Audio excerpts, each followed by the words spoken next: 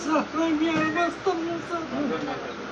না স্যার আমার ডিউটি আছে, আমি বাঁচতাম না স্যার। শারীরিক অসুস্থতার দরুন মৃত্যু পথযাত্রী এক 10,330 শিক্ষক বর্তমানে জিবিপি হাসপাতালে চিকিৎসাধীন রয়েছেন তিনি। বেহাল আর্থিক অবস্থার কারণে চিকিৎসাও করানো যাচ্ছে না। মঙ্গলবার জিবিপি হাসপাতালে 10,330 সংগঠনের নেতৃবৃন্দ দেখতে যান অসুস্থ শিক্ষককে। একই সাথে যান সংবাদ মাধ্যমের প্রতিনিধিরাও। সংবাদ মাধ্যমের সামনে অসুস্থ শিক্ষক আর্তনাদ করে জানান ওনার অসুস্থতার কথা। পরে ওনার সহধর্মিণী সংবাদ মাধ্যমের সামনে অশ্রুসিক্ত জ্বরে কাতর আবেদন করেন ওনার পরিবারকে রক্ষা করার। রাজ্য সরকারের নিকট সহযোগিতার দাবি জানান পরিবারটি।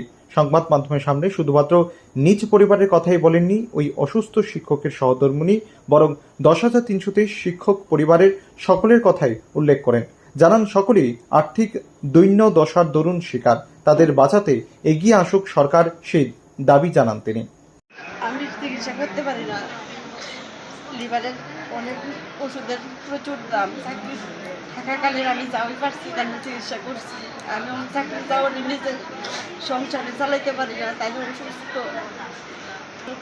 আমার বাচ্চা যাতে আমরা পরিবারটিরা বাঁচা, প্রত্যেকটা পরিবারের এই অবস্থা হয়েছে। মানুষ চিকিৎসা করতে পারতেছে না, সংসার চালাইতে পারতেছে না, না রোগের চিকিৎসা করতে পারে।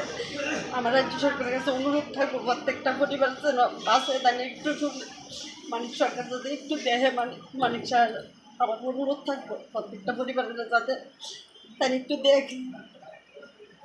স্বামীর নামটা কি? মাদক দেব না, বাড়ি কোন জায়গায়? পশ্চিম নগাঁও গ্যাটরামপাড়া। উনি কোন স্কুলে কর্মরত আছেন? Teliamura, Kunjamura SP school. আপনার নাম? আমার নাম রত্না সাহা।